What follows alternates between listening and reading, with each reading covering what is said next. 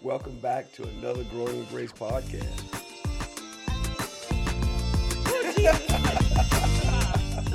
I mean,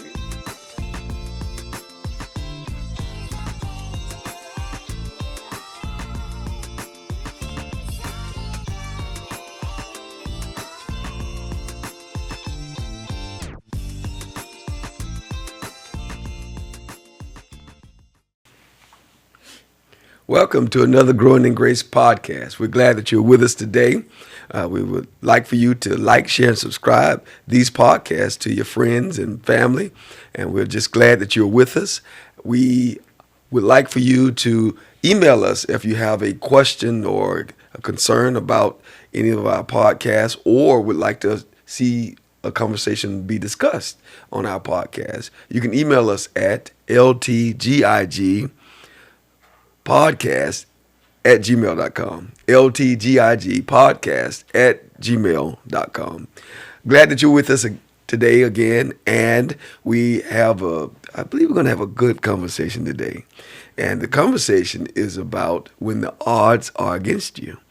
Sometimes you can have a relationship that you think just not going to work out. You can have a potential relationship or marriage that you just think it won't work out, and the odds will look like they're not in your favor.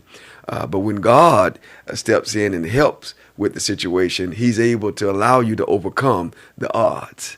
And so we have a beautiful couple here, Danny Phillips and his wife, Kim Phillips.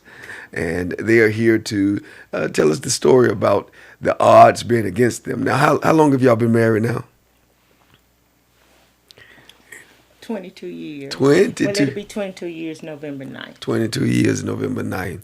All right. Okay. So let's get into this story. How were the odds against this relationship and this marriage? We've been together 30 years, almost 30 years. It'll be 30 years. So, first 7 years of our life was without Christ. Yes. So that's when I would say the odds were against us. It just didn't look like things were gonna work out. Yeah. The odds, even people felt like that it wouldn't work out. It was just like this marriage or this relationship wasn't gonna go anywhere. He was doing things, and we just wasn't making it. And I would say even sometimes we were against the relationship as well. So it just didn't look like it was gonna work. I see. And so you had your parents and different ones speaking death to your relationship, and They put a timeline on it. They put a timeline on it. 5 years. 5 years. Yes. Okay. Did you know about this timeline? Yes, I did. I heard about it. Okay. Yeah, I heard about the timeline. And I kind of understand it because of the role I was playing then, you know. I was more of in a friendship relationship than a companionship, girlfriend, boyfriend. Because I wanted to do what I wanted to do. You know, I still wanted to run the street. I still wanted to go to the clubs. I still wanted to come in when I got ready to come in. When she was more looking toward family-oriented marriage and things like that, that wasn't on my mind. My mind was just, you know, we just be friends and we just do what we do. You know, long as we can do it, you know. So that was my mind frame, you know, being young, you know, growing up the way I grew up, you know. I was raised properly, but when I got to a certain age when I can fend for myself, I was doing it my way. You know, it was either Danny way or nobody way, you know. If I can't have my way, it don't matter how you feel or what. I felt like it was all about me. You know, if I wasn't satisfied, I want nobody to be satisfied. You know, I was real revengeful. You know, that was my heart. You know, if you do anything to me, I'm gonna do it back to you, or I'm gonna try to hurt you to the core if I can. So that's how I was operating. You know, and then you know, even in like she was saying, the first 7 years, you know, I was running the streets, running girls. You know. That's why, even when I witness the people, I tell them the first 7 years, I probably was everybody's boyfriend, just to get what I wanted, Even though I was coming home to her, I was still doing what I was doing. About like how some of these celebrities you see now, where when they wives say, "Well, I don't care as long as he come home," but she wasn't with that mentality at all. So it was problems. Yeah, well, I can imagine. So now, how long? How were you able to endure? And so you knew what he was doing, or do you have an idea? How did you? I did have an idea, and just like he was saying, that's probably where the problem was. But no, not probably. That's where the problem was. He was on a friendship base. I was on boyfriend girlfriend base. So therefore, it wasn't working out. And I guess the way that I endured it is because I loved him. It just simply boiled down to I loved him, and I put up with some things that I probably shouldn't have put up with. Yeah. But I did because I loved him. At that time, we didn't have Christ, so we didn't have anything working for the relationship. I see. I see. So the situation was you didn't have him and he didn't have him. Right. So that's the odds against that already. The odds, yes. Yes. Yeah. And so, what did you see in him? Go ahead. What did you see in him to say, you know what, I'm going to endure this just a little while longer and just a little while longer. So after 12 months, he's like, okay, I'm going to give him some more time. And even after the 5 years that your family had given the relationship, you went 2 more years beyond that, 2 more years beyond the 5 years. What did you see in Danny?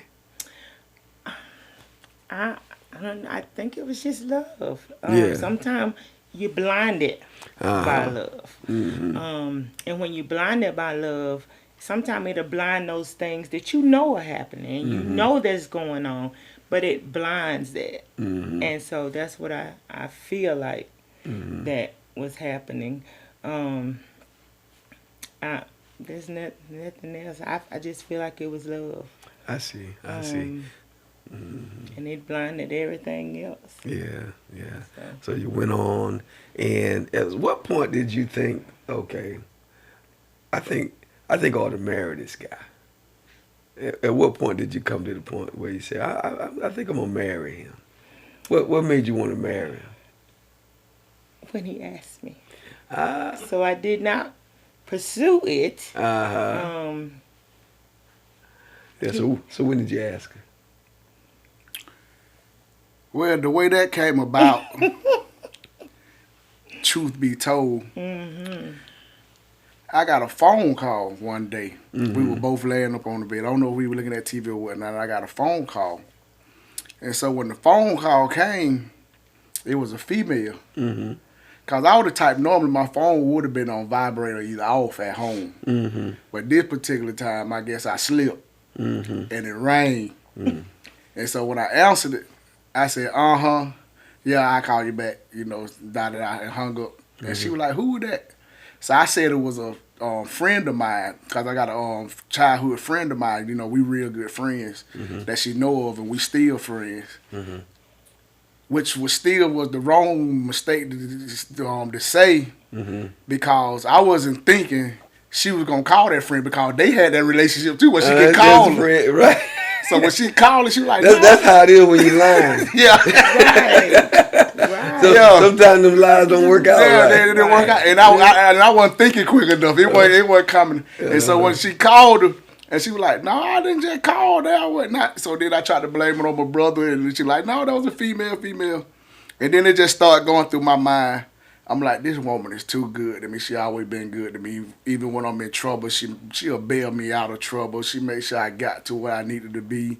And, she looked out for me in any situation. I said, I'm about to lose it all. And so the only thing I can think about, I was like, when the time comes, I'm going to have to ask her to marry me, because if not, I'm a loser. So one day I built my nerves. I said, I'm going to marry her.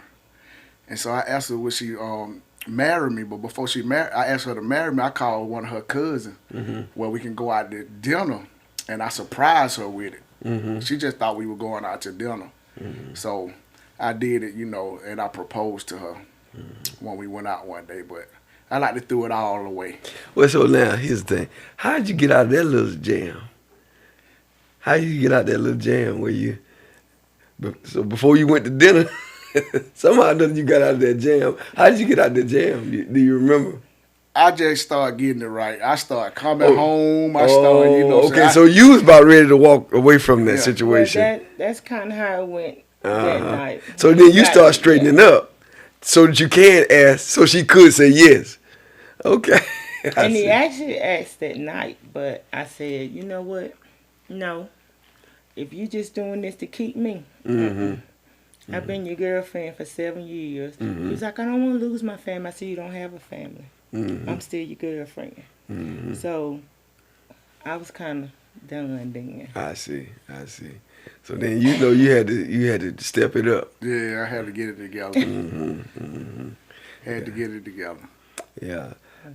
What would you say to another young lady that may be going through a situation like that? Do you think that, because it sounds like when you actually stood up for yourself, Right. that's when he recognized what he was about to lose. What advice would you give a young lady who may be in a relationship that they may be thinking about to go to marriage? What advice would you give somebody that's in a troubled relationship and they're thinking, should I stay? Should I go?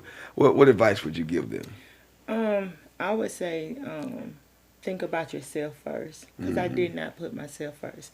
I did not put my children first. I put him first.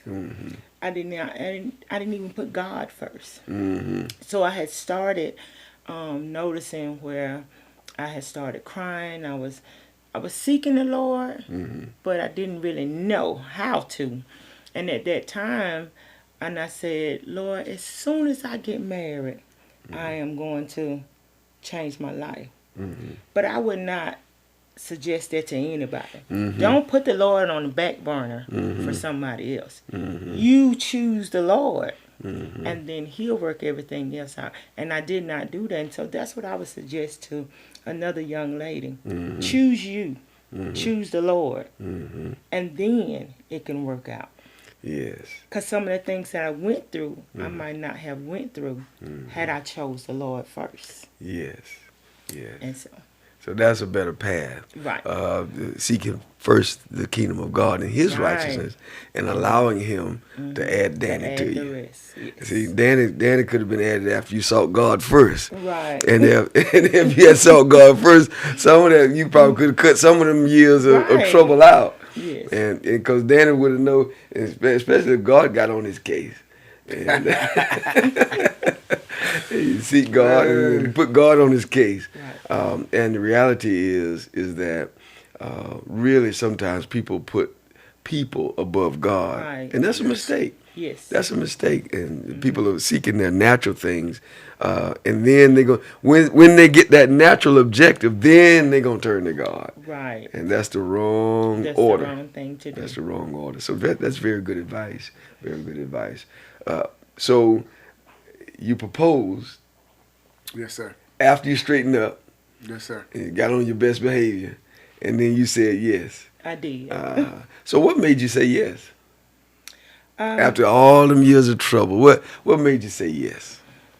Because I did want to be married, and I wanted to be married to him. So I said yes. And I do feel like that was the right thing that we already had. We had 2 children. I had 1, and then we had 1 together, which he said that's his too. So we already had 2 children. So I wanted to be married, and I wanted to be married to him. So I said yes. And I knew that in order to get it right with God, then we had to go ahead and get married because we were living together. So we did that. And after that, that's when things started changing. Don't you see? So y'all were living together. When did you know that was not the right thing to do? Was it the first day, or was it like, at what point did you know, well, the living together part, that ain't the right thing to do? When did you figure that out?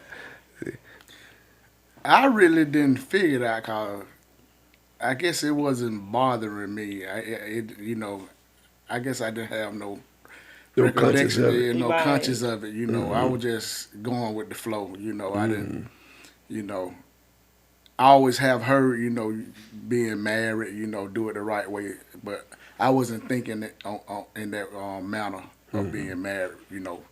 First and then live together. You know, cause I was just going with the flow. I see. I see. I see. Sometimes people do live together, and then when they get married, then that's when they break up and stop living Yeah. together. I understand that there's a statistic that that some marriages don't last after they've lived together. Now some do, as y'all's have, but would you advise that to No, anybody? Yeah. I would not. I would not advise that. Um, and it was after we was married in November, and then in January, or no, right after we got married, I went to rededicate my life. Uh-huh. But I wasn't saved. Uh-huh. But I thought this was the way. Mm-hmm. But then, so that happened in November, Mm-hmm. and then we became pregnant in February, Mm-hmm. and then I was truly saved Mm-hmm.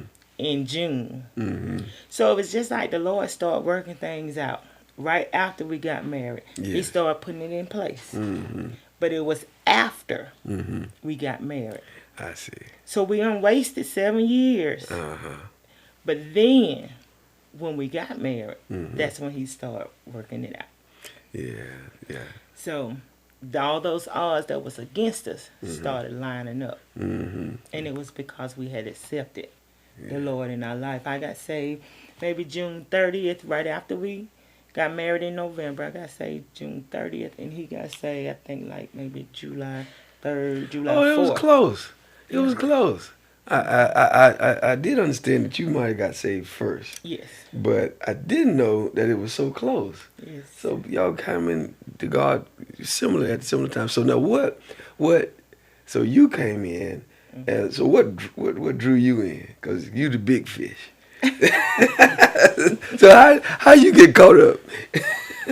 Well, it all boiled down to my mom came over and asked us to go to the prayer meeting because we Revival. always have a prayer meeting and then revival the next week. Mm-hmm. So it was her and my brother-in-law.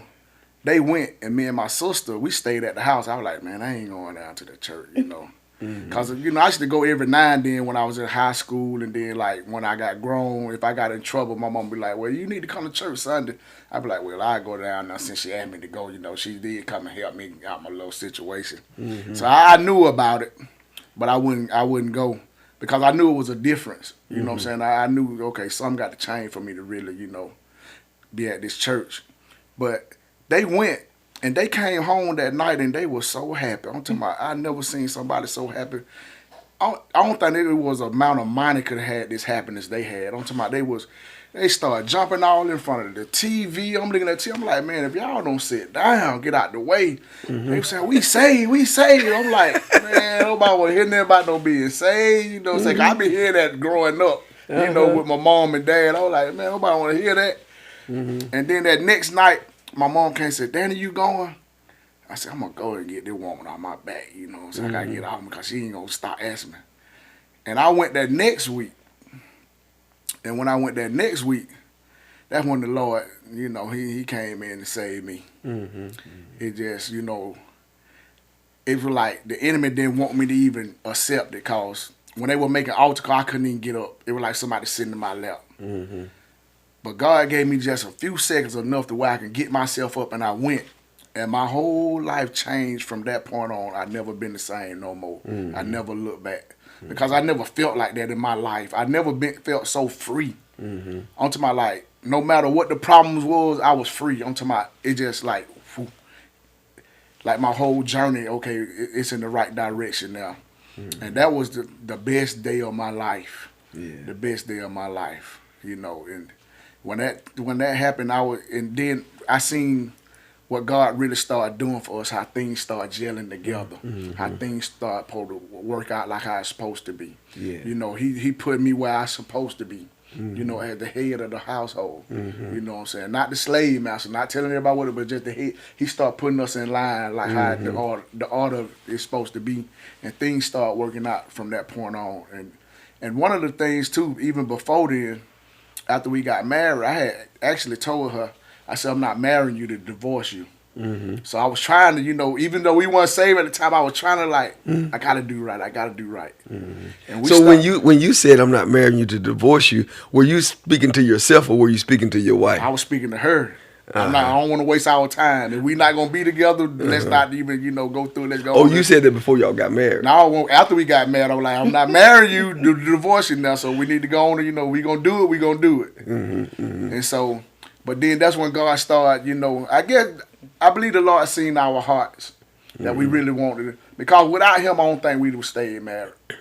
Because my flesh would have rose up. I would probably went back to my old ways because I would have felt like, okay, she married to me now. I got her. And I can do what I want to do. But God seen it, and, you know, He ordained it to where, you know, He was going to save us. Not knowing what was going to happen later on in life, you know, down years later. You know, but He worked it out just perfectly, because we started going to church together. This before we got saved. She was like, let's go to church. So I was like, we were going to church together. And I started liking it, you know, even though we were going to, you know, over there with her family or whatnot. I started liking it though, because I was liking what I was hearing, you know.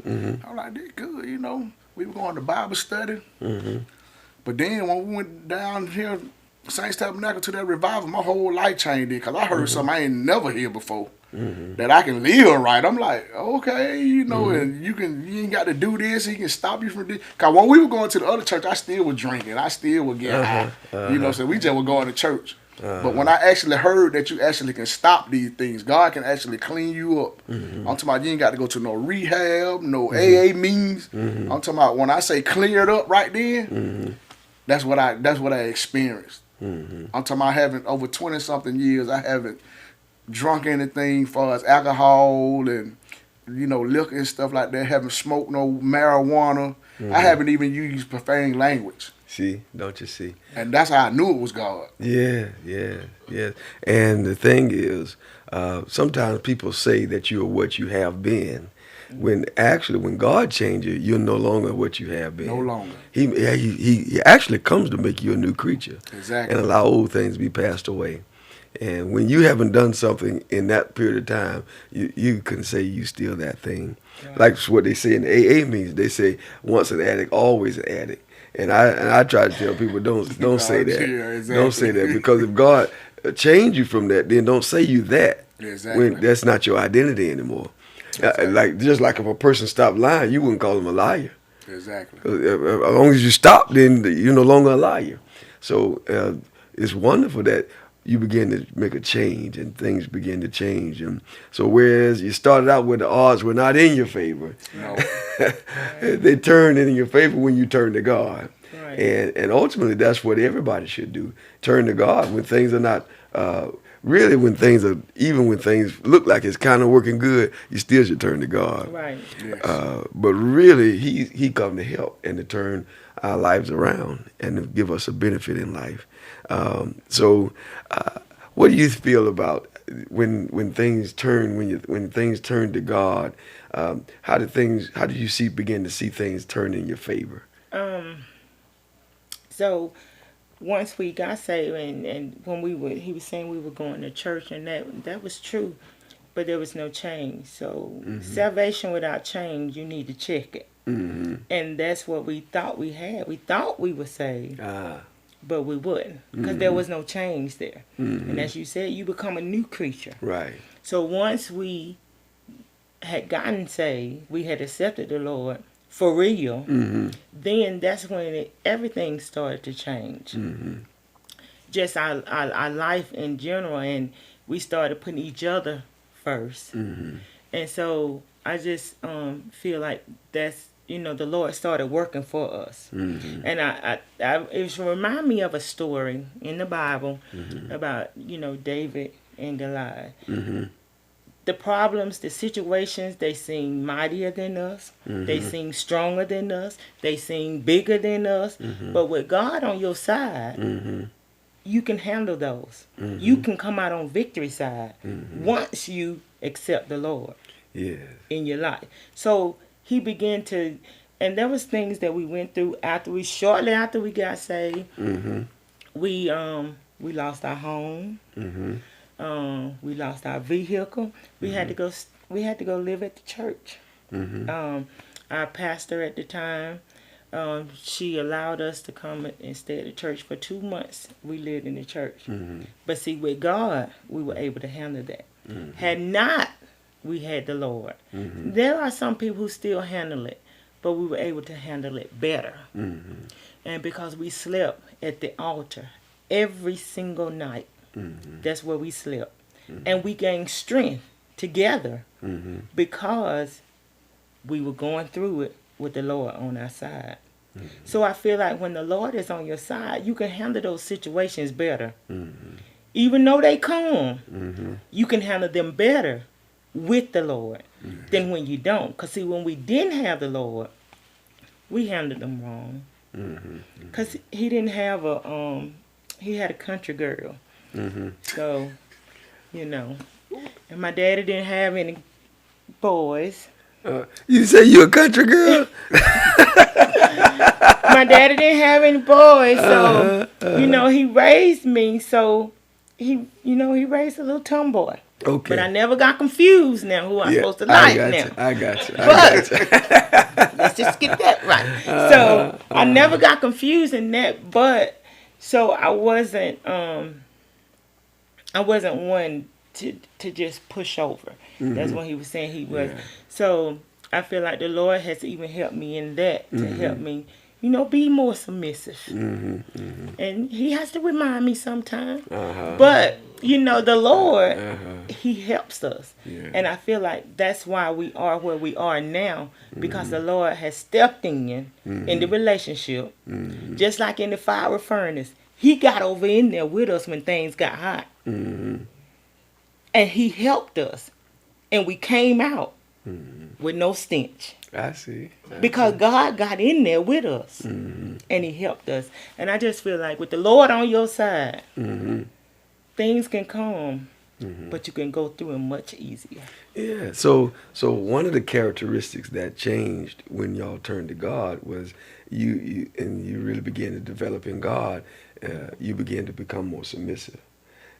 Before, was your attitude kind of hindering? Because now we were talking about Danny, but now it's more than they have this relationship. Now it was two people. It was. That was this Kim too. Can you tell me a little about Kim before Christ? Kim BC. Well, to be honest, it's not like a whole just bad things, because she's like I say, she's family oriented. She's always with even with her family, and then even when it came to the children, she did her little odds and ends as far as drinking and stuff, but she wasn't the type where I had to go try to find her at a club or something like that. If she went to the club, it probably because I was there. She probably was looking for me. So she wasn't that type. She always been like a go getter. She worked 2 jobs and stuff like that. When I wasn't hardly doing nothing, she would make sure the house go do what it had to do. Because I had came out that drug world, and then I started losing everything. And I guess that mentally it got to me because I wasn't that guy no more. You know what I'm saying? So I left Atlanta and moved to Monroe because I'm like, this ain't working. I'm getting in trouble. I'm losing everything. That I got illegally. What's really going on. One of my best friends got killed on a motorcycle. So it seemed like everything started going for the worse. And I said, well, I can go down here and make a change. But when I got down there, it's like I went back to what I was doing in Atlanta, because the same thing was happening. Even though it's a country town, it still was happening. And the same thing was still in you. Yeah, it's still in me. So I seen, okay, I can get this money down here in the country town even more. But that didn't quite work out like that either. like I say, she was very headstrong. So I understood that. You know, so like when I told her stuff, she was like, "Well, you can't tell me because you ain't doing such and such." You know, which she had a point. You know, and I wasn't the head of the household. You know, so she'll remind me, "You just she my told friend." You? Okay. It ain't boyfriend no more. You my friend. You know, so we had our battles and So things. you don't tell me what to do. Yeah, what to do. I run my own. You know, so it was just one of those things. But what I loved about her most, even when I got in trouble, she was always there, no matter what I had did. Because I had done got so far into like alcoholism, to where when I drink alcohol, I instantly just vomit. And one time she took me to the doctor, and the doctor looked at her and said, "The next time you bring him in here, he gonna be in a body bag, because my pancreas couldn't fight the toxins off no more." And so, you know, as this was going on, you know, like we said, we got married or whatnot, and before we got saved, I didn't stop drinking. I just stopped how much I was drinking, because I didn't have nothing to stop. You just drunk less. I drunk less, you know, because I wasn't a like liquor drinker. As far as hard liquor, I was more of like beer, but still it was alcohol. And you know, I hadn't drunk so much over my life, because I was drinking like in high school, all the way through my 20s to like 30. Because I got saved at 31. So those things started happening. I didn't have no power to fight those things off, because I was pretty much the odd in the relationship. I was the one that had, you know, the most difficulty because of the lifestyle I chose and the things I was doing. And I kind of figured we was like a battery. She was the positive, I was the negative. But God was the hookup. So that's the only way we're gonna work and make everything run together. And so once that happened like that, things just, our whole life changed around. I started feeling like, okay, this is what I got to step up. And then, you know, I started learning the Bible. They were teaching me about the Bible as you read the becoming as a man, how you're supposed to support your family, take care of your family, make sure this is going on. You know what I'm saying? You the provider, you the protector. So I started learning through scriptures, this is what I'm supposed to do. And that's what made me a better man. Yeah. You know, as far as today. But like I said, I was the oddball. I was the difficult one. You know, she really didn't give me like no problems, except for, you know, that mouth sometimes. It was like, you'd be like, all right, now, you know. But she knew I had long patience. I'm not quick tempered, so she knew she can get away with a lot of it. Because I'm going to walk away from it, you know. Because if I hit 100, it's hard for me to come down. I'd rather not. Don't even get me to 50. Let me walk away from it, you know. But, you know, she still know how to get at me with it every now and then. You be like, so I be like, okay, you know, slow down, you know. You know, we know how to push each other button because we've been together that long. Yeah. You know. Yeah. We ain't gonna tear each other down, but we know how to push each other button, you know. And then you know how to defuse and calm it down and whatever you need to do to keep the peace in the house. I'm more of the I get quiet. I just shut it all the way down. You know, and she'd be like, "There ain't no use you getting quiet now. You might as well talk about it." I'm not great at communicating. Right. So I'd rather leave it alone. So she go out and talk to you. Yeah, she go out and talk to me. Because I can probably write it on paper and leave you a letter and text it better than I can come out verbally. Yeah. Because all you know, I know once you come out your mouth, you can't bring it back in. Right. So if I write something in a text and I see it ain't right, you I can can edit delete it. That's right. Before I send it, you know what I'm saying? My feelings have been changed and all that. So I'd rather, you know, write it or, you know, text it or something like that. That way I know what I'm doing. Right. Well, that's good. So you noticed some change in you. You noticed some change in yourself, and which changed the whole dynamic of your relationship. Yes. I can testify that even in my marriage, when we was having a little difficulty, sometimes you look at the other person as being the problem, and sometimes the problem is the person that you see in the mirror. And when you can change that person, then the whole thing can change and turn around. At what point did you figure out that you needed to go ahead and change yourself first before everything was going to be okay in the marriage? Well, we did have a lot of guidance by our pastor, Pastor Charles Lemon, Pastor Thelma Lemons. they guided us. They nurtured us. When we first got saved, they took us under their wing, and they guided us. So y'all was They- actually kind of mentored with another couple, Yes. a The more seasoned pastor, couple. yes. Yes.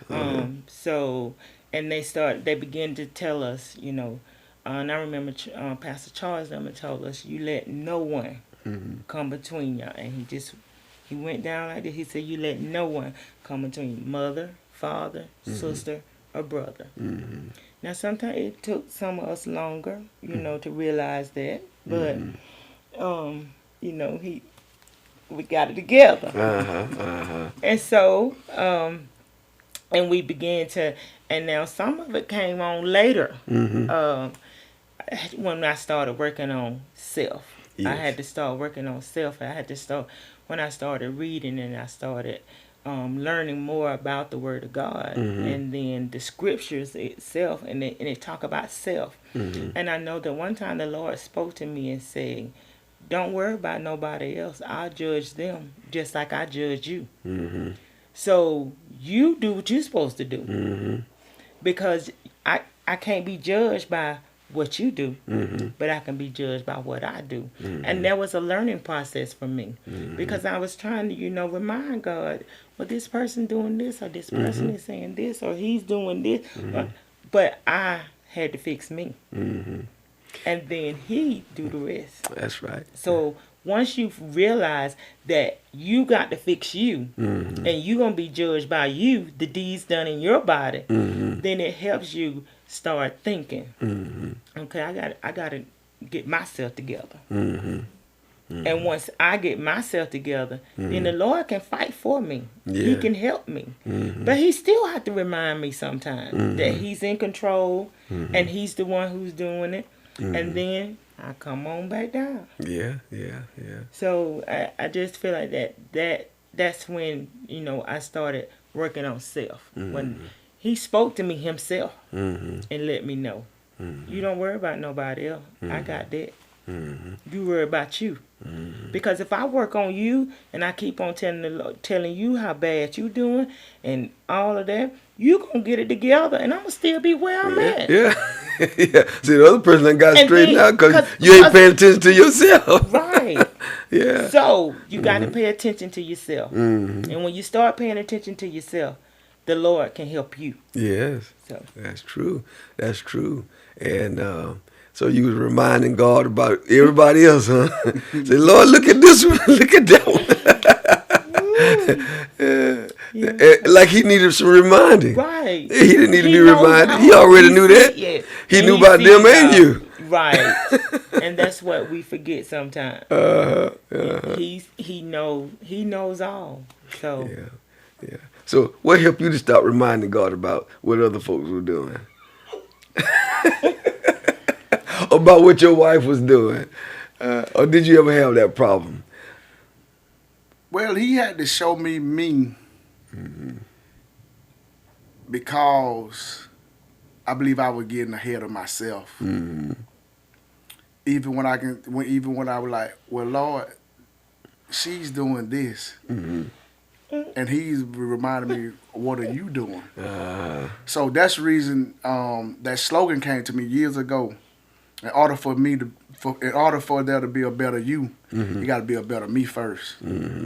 Because what I do, it'll reflect onto you also. And if I'm good at what I'm doing, it'll help you become good at what you're doing or whatnot.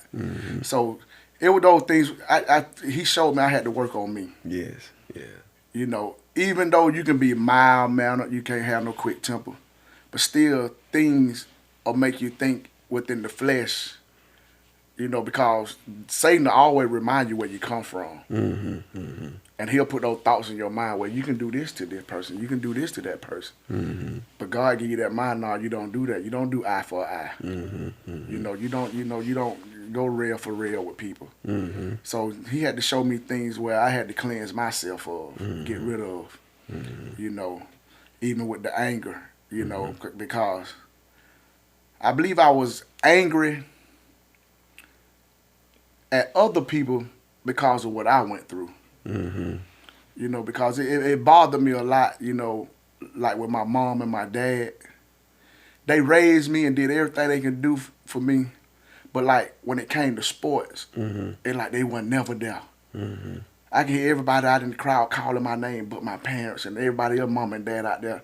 And they had put a grudge where, you know, I was taking out on everybody else.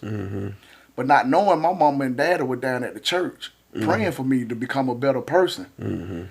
And, you know, I actually had to ask them for forgiveness because they didn't know I was holding that. And so I had to get that grudge out of me. And that what became to just help me to be a better person, you know what I'm saying? Don't hold grudges, you know what I'm saying? Because sometimes it's not what it looked like. It wasn't that they didn't want to be there. It was that they were putting their time in with God to make sure you become a better person, for you become who you need to be. You know, and now I understand it now. You know, because if I would have made it to Major League Baseball or NFL, I probably would have lived a raggedy life. You know what I'm saying? Got caught up with drugs and everything if I would have been still living. But God had other plans for me. And, you know, and that was to reach other people. And so he had to, you know, just help me and just deal with. But like I say, she's not hard to deal with because I have that inside switch where you can be talking to me, I hear you, but I don't hear you. That would get her upset. She can be talking to me and I can be looking at TV and not even, I know you hear me, you know what I'm saying? But I just got that, it's just something in there, you know what I'm saying? You just keep on, eventually you going to stop. So you ain't going to be able to fuss by yourself. Yeah, and so that's one of my mechanisms I use or whatnot. But that was something I had learned because I used to go back at her with, you know. And so I figured, I said, this is not going to work. You know what I'm saying? Somebody got to calm down. Sometimes she'll calm down, sometimes I'll calm down. You know, but one of them had to calm down. Yeah. But like I say, God had to show me. He had to really work within me. You know, from things happening through childhood and growing up. You know, because you carry that stuff on with you if you don't be careful. Yeah, and that's the thing. Sometimes people, they get into a relationship and they have unresolved issues. And it ain't even about the other person. It's about something that happened in childhood that it just never got resolved. It's never got resolved. And so now they've gotten into this marriage and now those things are coming up. And it ain't even about the other person. It's about something that you ain't never dealt with in your past. And so, but it's a blessing that y'all have been able to come to this point. And so now you're 22 years into your marriage, right? Yes, sir. And 30 years into the relationship. Yes. And you look like God may bless you with another, with however long you live, right? Yes, sir. Because in the ceremony it says, as long as you both shall live, right? Right. And you feel like y'all gonna make it now, huh? Yes, sir. Yeah. Yes. You really feel like that, Sister Kim? I really do. What about Brother Danny? Yes, sir. We 3 kids and 6 grandchildren in. So. Oh, yeah. So ain't no use in looking back now. You used to looking back. Hey, you don't come too far to turn around. We got six more we got to really bring on back up. Yeah, and like you said, even in the beginning part, you talk like you said, well, you didn't get married to get divorced. And so that is a blessing to really have a goal to want to stay married. Because we're in an adulterous generation now. Right. It's a sinful and adulterous generation where people get married and they just don't stay. They just don't stay, and they leave and they get remarried and create other families and just make a hodgepodge out of life. But really God intended for one woman for one man, as long as they both live. When God first made man, he made him, and then he took a rib and made the woman for the man. And I noticed that when God made that woman for the man, he didn't take 2 or 3 ribs, he took 1 rib and closed up the flesh instead thereof and created the woman for the man. Exactly. And but one, not 2 or 3, just one. And it is enough. It's enough. And sometimes it could be more than enough. If you understand what I mean. Because really, if a man really do right by his wife, he really don't have time for nothing else. Not to really please his wife. He don't have time.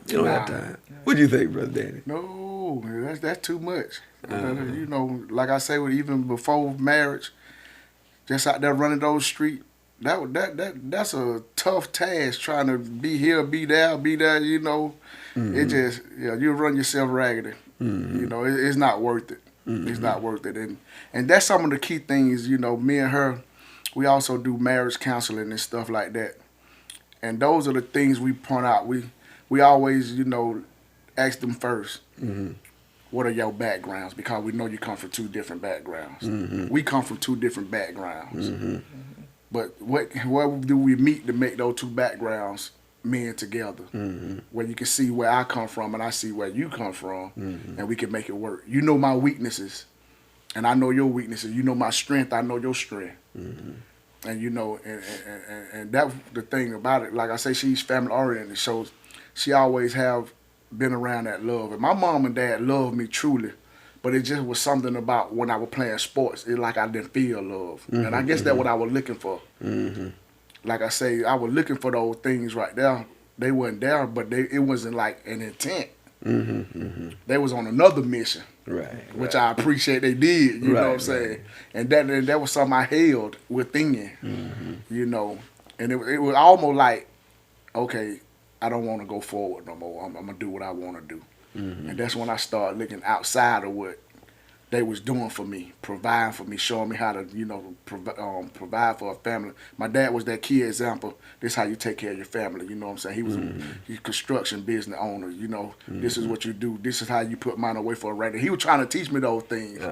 But I looked outside of what he was teaching me. And looked to the street. Yeah, and I seen them. I said, okay, they riding real good. They ain't struggling. And they have to go through all this trouble. Yeah, they ain't going through all this. They ain't got to get up early in the morning to go to work. I'm looking at that, but I ain't looking at the consequences. And it threw me off, and I went at it. Thinking I was going to get that, and found out it ain't what it seems like, Because I lost a lot of friends out there in the street to it. If not death, they went to prison probably just about the rest of their lives. So it's not a good choice. And you spent some time in as well, did you? Or did you? I didn't go to prison. I used to just go to jail a lot. Okay. The longest I ever stayed in jail, like 2 weeks, because they denied a bond. But after that, you got a lawyer, I never went to prison. That's the reason I knew the saints were praying for me. Because but you could have went. I could have. When I used to go to court, I was facing a lot of times. Sometimes it would be 15 years, 25 years. And they'll be like, well, we're going to give them 10-year probation. And I'd be gone. And go out there and do something else. Just, it just didn't learn from it until that last encounter where they were actually about to just send me away. And I was like, man, I got to do better. And that's after we done had kids. We had a daughter, then my son. I'm like, man, I don't want nobody else raising my children. You know what I'm saying? If I was dead, that's a different story. But I'm living. I ain't, I don't want nobody, my children walk around call somebody else daddy. And I'm walking around, it wasn't going to sit right with me. And I was telling her, I'm like, I'm not going to, we not going to get no divorces. I said, I'm not paying you no child support for you to put some shoes on another man's foot. I said, the whole thing, that was running through my mind. I said, I know I'm going to do right. Because I see it with my own eyes, you ain't done that relationship. That woman do what she want to do, you know what I'm saying? Because that's owed to her. You can't control that. And I was like, nah. Only way my children call somebody their dad because they just love them to be like, okay, yeah, you can be your pop, be your role model. I ain't got no problem with that. But me walking around alive and you just calling them dad because I'm unfit? No. Yeah, you're going to straighten up. Yeah, so that was my mindset, to be there for my children, that the Lord let me and raise them and, be that man. Yeah. Well, I can be that role model for my family. Like if my daughter sees somebody, be like, I want somebody similar to my dad, what he does, look out for my mom and stuff like that. So that was my goal, to be that example for them. Yes, that's a blessing. So your wife, she said she was about done with you. Yeah. And then you saw you need to straighten up. Yeah. I knew sister was about done with you. Yeah. Then you said I knew she was tired. Yeah. I knew she was tired. So some things happened to really get you to focus on actually becoming the man that you're supposed to become. Yes.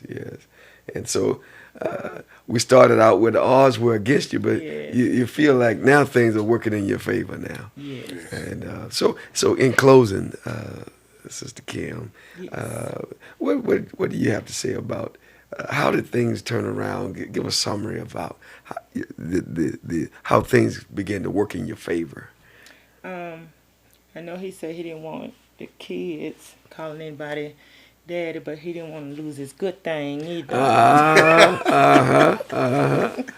But I do just feel like we started, as I said, to a young lady, you know, you choose you.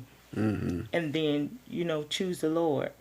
Or vice versa. Choose the Lord, and then you're going to choose you. Because he's going to put a new mind in you, a new mindset.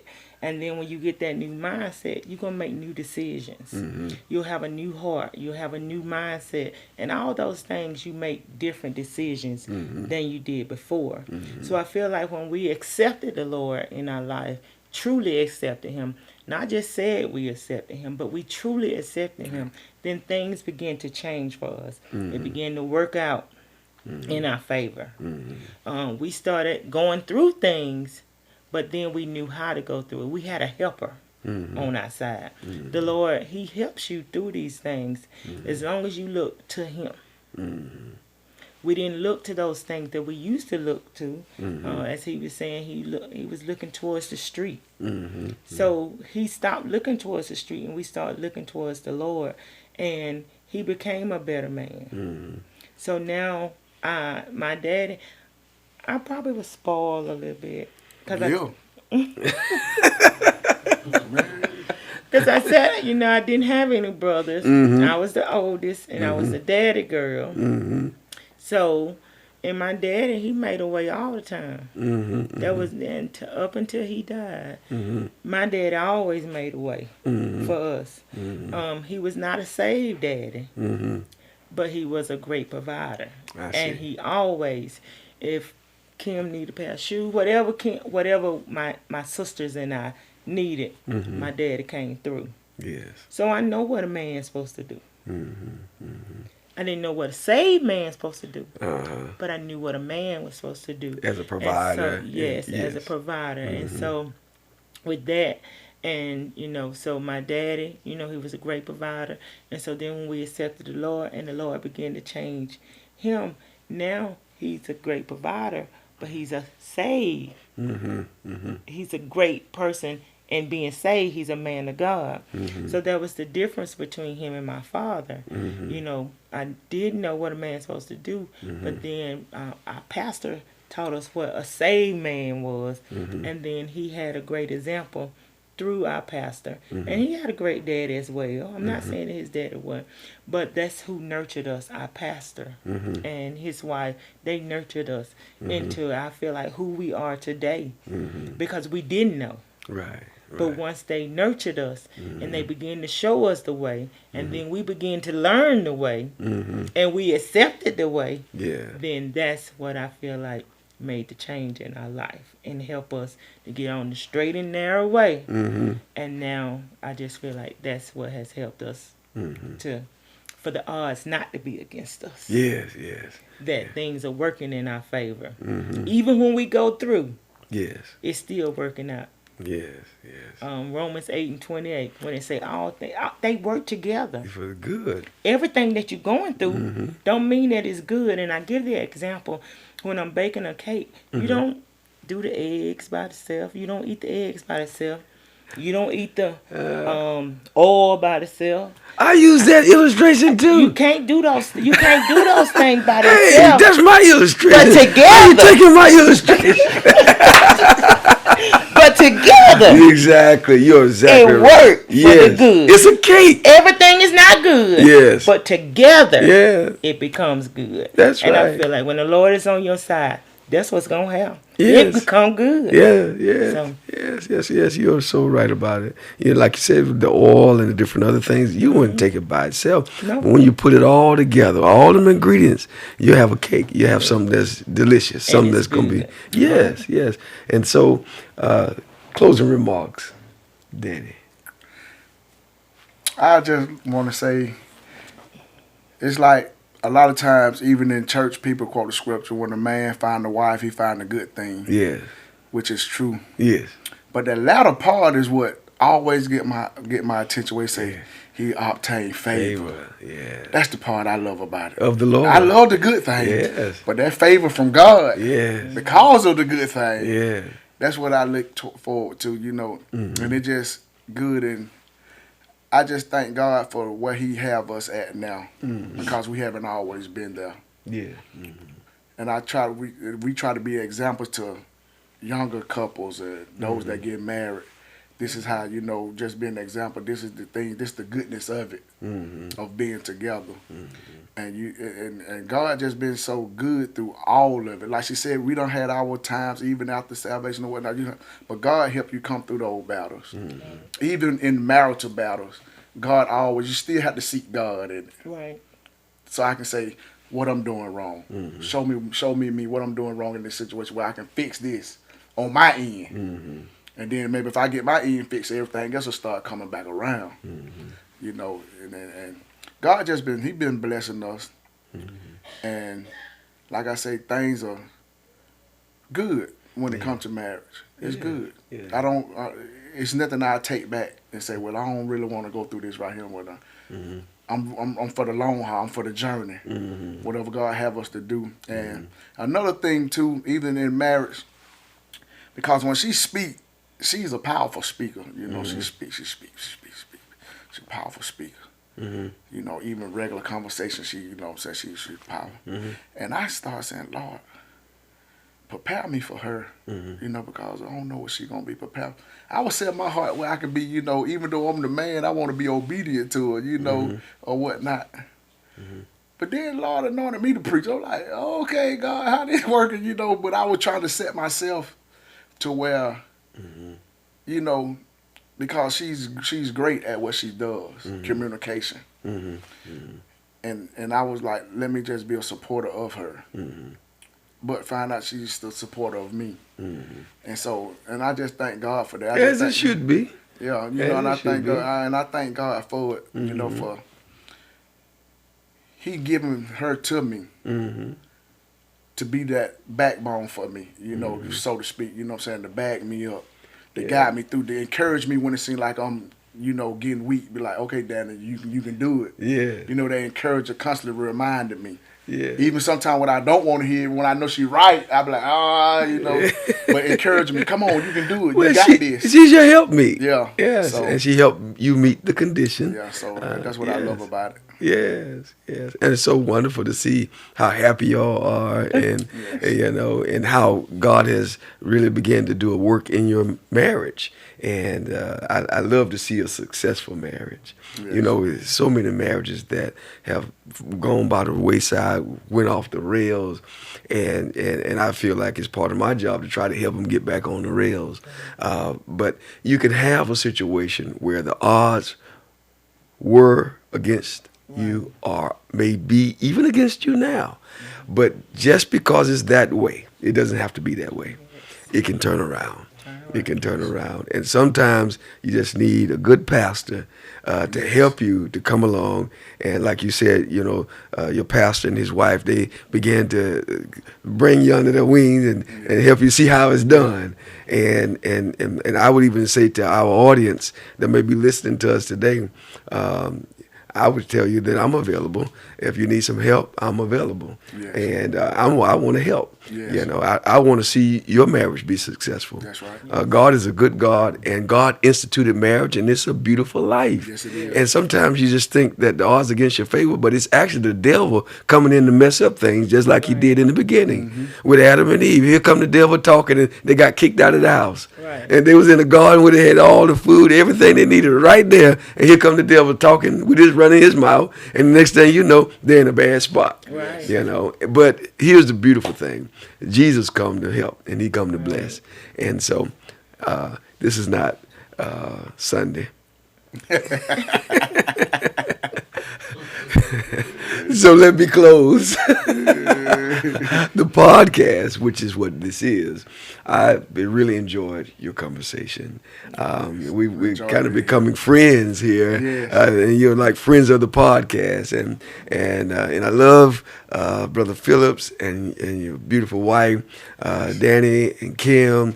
Y'all seem like a beautiful couple, and I'm glad to come to begin to know you as friends. Yes. And you're friends of the Growing in Grace podcast, and y'all are welcome to come back again. You're welcome to come back again. And I have some of my listeners. They love you, Danny. Well, we just meeting Kim, but they already love you. And so we appreciate you for taking our time to share your story. How, yes, the odds were against you, but God turned it around. Yes, he did. And so God bless you. God bless Yes. you. And we say to our audience, we're glad that you're with us today. Like, share, subscribe to this podcast. If you would like to hear other conversations, just write to us, ltgigpodcast at gmail.com. ltgigpodcast@gmail.com. I might have said that too fast. Let me slow it down. ltgigpodcast@gmail.com. We love you. We appreciate you. We're glad that you're with us now, and we'd like for you to be with us next week for the next podcast. May God bless you, and may heaven smile upon you. Until next podcast. Come on back.